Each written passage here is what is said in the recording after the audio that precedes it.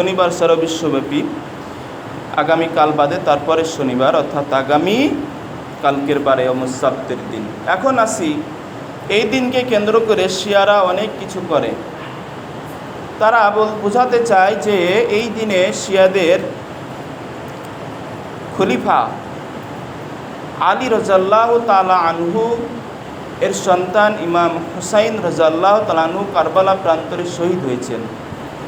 এই শাহাদাতের জন্য তারা শোক সন্তপ্ত হয়ে শোকাহত হয়ে আশুরা দিনটি তারা পালন করে থাকে, যার ফলে তারা নিজের শরীরকে রক্তাক্ত করে, লাঠি খেলে, হোলি খেলা করে, বিভিন্ন রকম তারা নিজেদেরকে আঘাত করতে থাকে। রক্তে রঞ্জিত হয় যে তারা কি ইমাম হুসাইনের ভক্ত। তারা শিয়াদের 12 জন ইমাম রয়েছেন, তার মধ্যে ইমাম হুসাইন রাদিয়াল্লাহু তাআলা আনহু হচ্ছেন একজন ইমাম।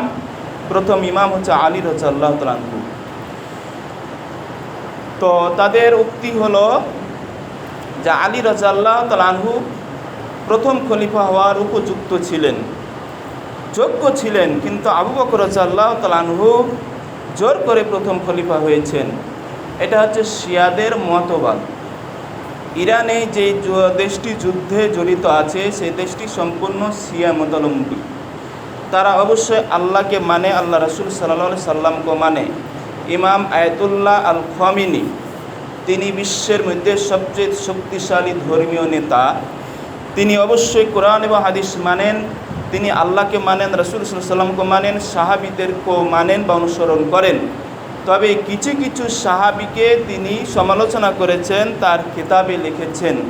তিনি গালিগালাজ করেননি, যেহেতু ভদ্র মানুষ, ভালো মানুষ বাহ্যিকভাবে, এজন্য তিনি ইঙ্গিতে বলেছেন ও স্পষ্ট করে বলেছেন যে কিছু কিছু সাহাবী কি সমালোচিত, কিছু কিছু সাহাবী জোর করে ক্ষমতায় ছিলেন, অর্থাৎ খলিফার আসনে ছিলেন।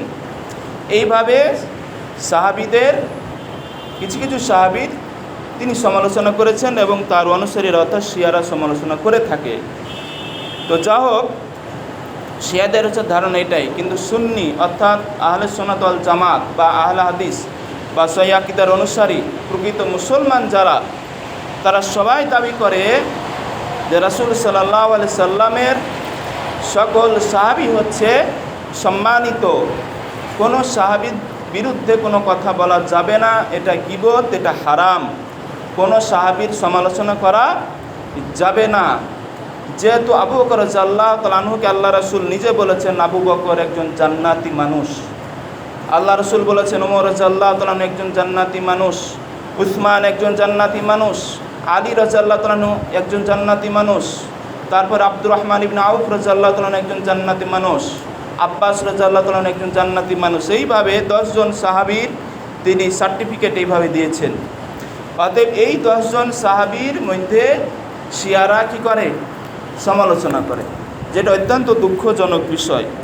আমরা তাদের জন্য বিশেষ করে আয়াতুল্লাহ আল খামিনির পরিপূর্ণ হেদায়েতের জন্য দোয়া করি। আল্লাহ যেন তাকে পূর্ণ হেদায়েত দান করেন এবং ইসলামের পথে মুসলমানদের পক্ষে সর্বোত্তভাবে যুদ্ধ করার তৌফিক দান করেন, যাতে আমরাও তার পক্ষে থাকতে পারি।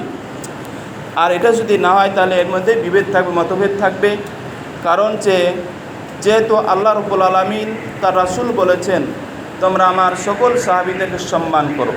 আমার সাহাবীদেরকে সম্মান করা মানে আমার রাসূল অর্থাৎ আমাকে সম্মান করা।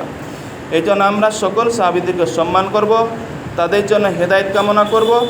তারাও ইসলামের মধ্যে আছে কিন্তু পরিপূর্ণভাবে নাই।